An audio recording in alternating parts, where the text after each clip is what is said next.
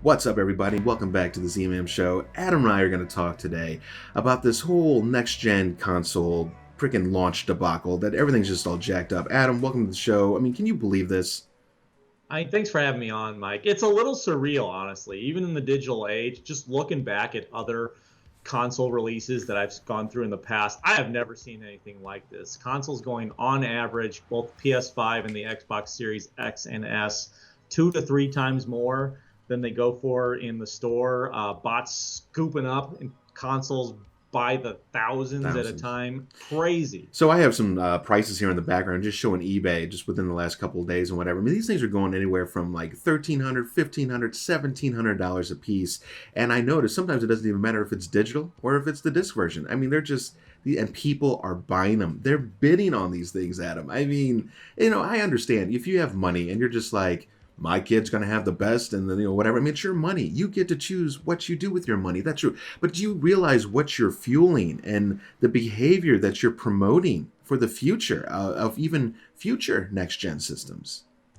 Yeah, that's a good question, Mike. And it kind of comes back to, for me, value. What's the value you're getting out of this? Because clearly this is both of these systems run roughly around $500. The prices vary depending on the version you buy. Right. But I mean, realistically, they are graphics upgrades, and they are going to have some great titles on them right now. But with the amount in the market being artificially controlled by these people buying them up through bots, I mean, basically what you're getting right now is a system that costs about 2 to 3 times more than what it's supposed to cost.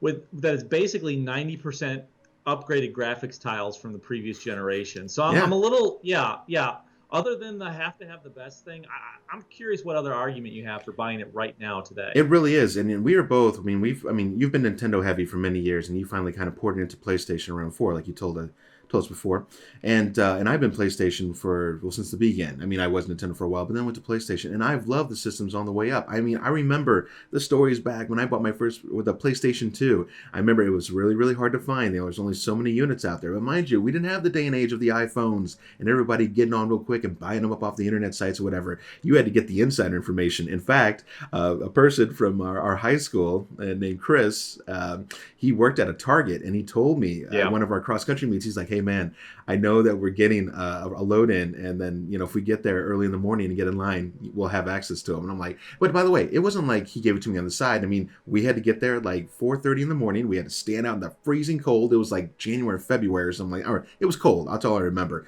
And I remember we were like the first ones in line, and when those doors opened, we bolted down there and we ran for it, and we got our PlayStation. Don't stop, just keep driving. Run the red light. Even when the PlayStation 3 came out, they were hard to find. I was in Best Buy trying to locate one. And I remember going into Best Buy one day, and I was just like, I'm just going to take a little walk around here to see what's going on, whatever.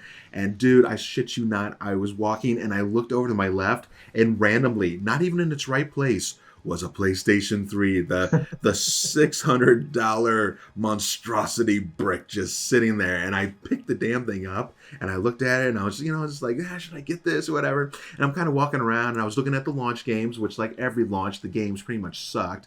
But it just so happened my PlayStation 2 had been broken at the time. So I was like, oh, maybe I will. I sat it down, literally walked away for 60 seconds, decided I'm doing this, I'm buying it. I walked back, it was gone. It was gone. Wow. And then I see an attendant walk by, and I said, hey man, I just saw one of your last PlayStation. Do you have any left? He goes, I think we might have a few more in back.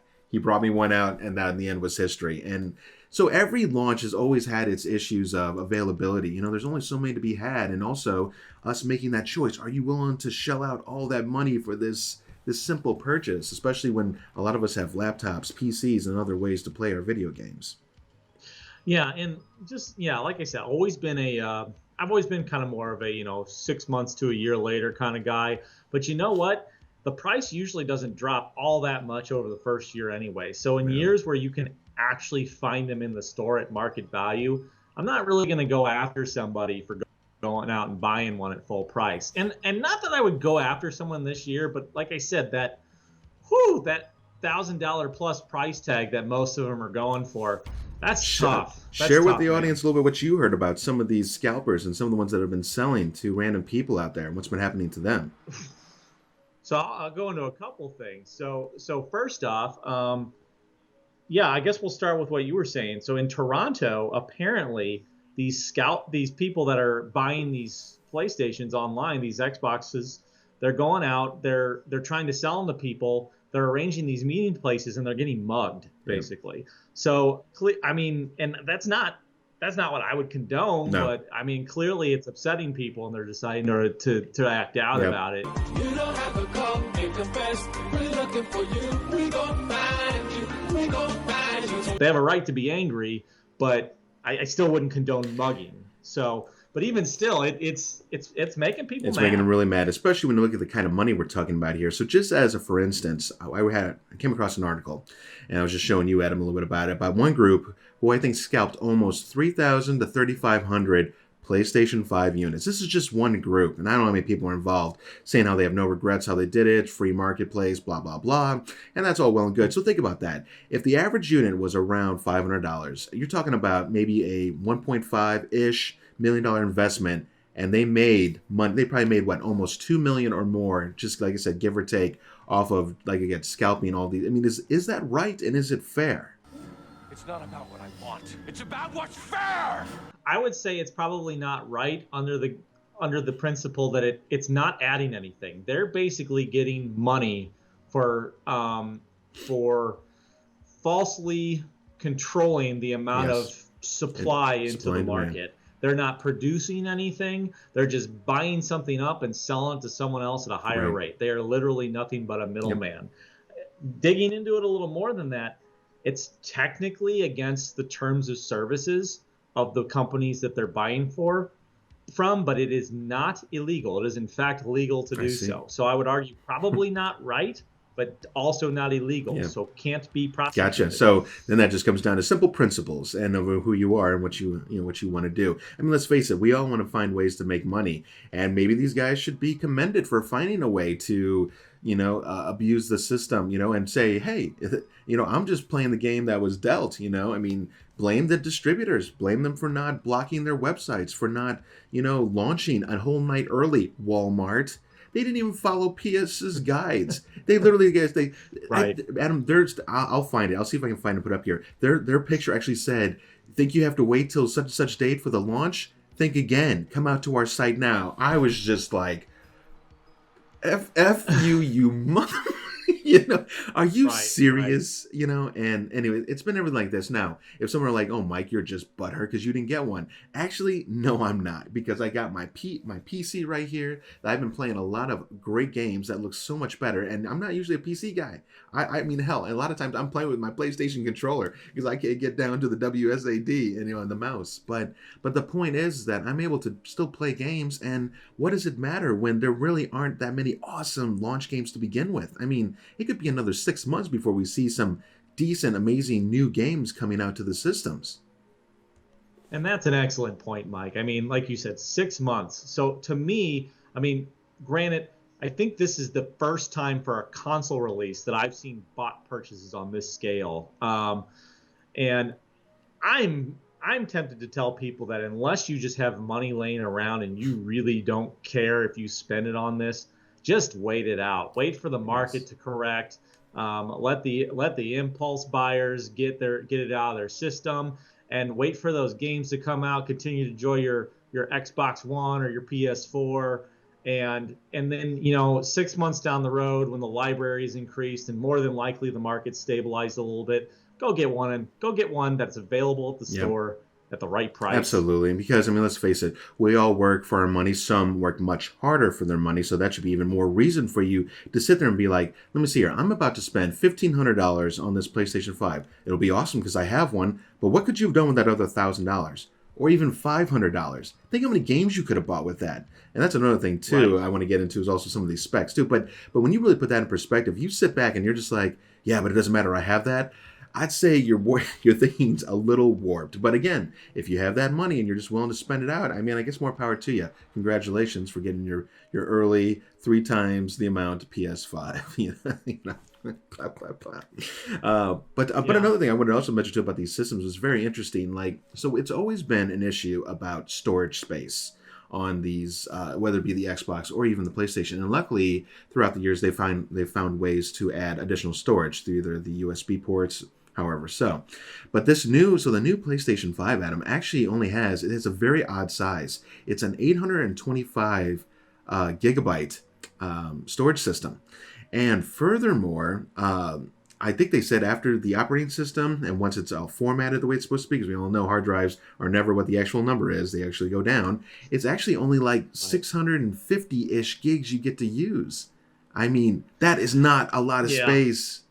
It's not to say that the Xbox Series X and Series S aren't going to be a little bit crisper, but I mean, we're talking like 3.5 versus 3.8 gigahertz on the processor. And we're talking graphics cards that are both pretty close to the top end, and the Xbox just goes a little further.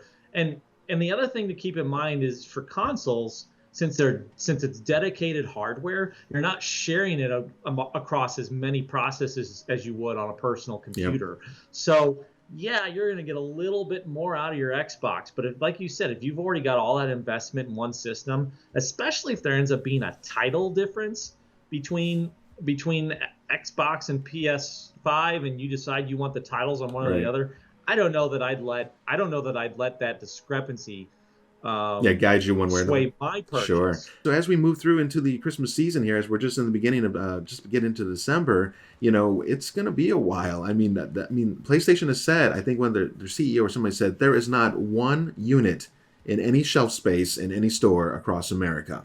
And furthermore, there are none online either, at least when it comes to distributors, Walmart, Target, all the big ones, Best Buy, hell, Amazon, you name them, they're all gone. So it's all down now to the scalpers and what they're willing to sell them for. So I pose the question to any of the viewers who've stuck in, maybe want to comment on this. Are you going to, or would you be willing to pay 2 times, let's just say on the low end, the amount of a PlayStation 5? I'd be curious to know. And why? What would be your reasoning? Just to have it because you got the money? Or is it because, no, you love the games, you love what is coming at the launch? Because I'm telling you, I read through the list, Adam, and it's not crazy impressive. We have like Valhalla, the Vikings game, the Assassin's Creed one. You have, I think there's a Devil May Cry 5, but I think that's already been out before. There's the Demon Souls one, which I think is a brand new game, or at least version of it. But again, unless you're really drawn to that game, you're probably not going to really care that much. Call of Duty has a new one, but again, it's a Call of Duty game. I mean, how much better could it really look? I don't know. Yeah, and even for those of you whose Xbox One or PS4 broke, I mean, the amount of extra you're going to be paying to get that next-gen console right now, spend a little money on a used version of whatever console you currently have. Write it out 6 months. Yeah. The cost of buying a new system in 6 months and that replacement system now is going to be cheaper than what you would pay if you bought the new system now. Yeah. And it's probably going to be a better product because they're going to work out the kinks. So yeah, it really, really, really tough sell for me to buy this right now, especially with the bots buying everything. Damn right. Well, we hope you guys enjoyed the small talk and just hearing our thoughts on it, because we are both gamers. We've gamed since we were young wee lads, in front of our goofy little TVs. But yeah, seeing where this has gone, it's definitely made me wonder kind of for the future. And even when the next wave, I mean, I already heard that Sony CEO, they're like, we're trying to get more product in so we can build more units, and they can't even keep up with the demand, especially during the pandemic. Amongst anything, I mean, everybody's trying to get their hands on these consoles because they know they're going to be inside for a very long time. So we'll see what the next round goes for. I mean, I have a feeling it could be the same thing. I mean, we could be in the same position 4 or 5 months from now. I would not be surprised. I mean, we'll see what happens. I will say this, though. If people don't buy from the scalpers, they won't have any money to keep purchasing with. So the best way to drive down the price is to not buy until they give you a fair rate. You fuel the way they conduct business, right? Well, anyways, we hope you enjoyed this conversation. One of our next conversations, we're going to talk about alpha and beta stage games. And basically, is it right for these developers to release these half-completed games at near full price and basically sometimes leave their players dry and leave them hanging? Kind of similar to what we're talking about here, but yeah, entirely software. We're talking about games that advertise themselves as early access, versus games that come out as an advertised full product, and what are the pros and cons of both. Going to be a great conversation. Looking forward to it. Absolutely. So, I am Mike, and this is Adam with the Z-Man Show. We have content on every Wednesday, plus we'll have some other fun things probably coming up all throughout the Christmas season. So, be sure to come check us out, and until then, we will catch you guys at the next review. See you next time.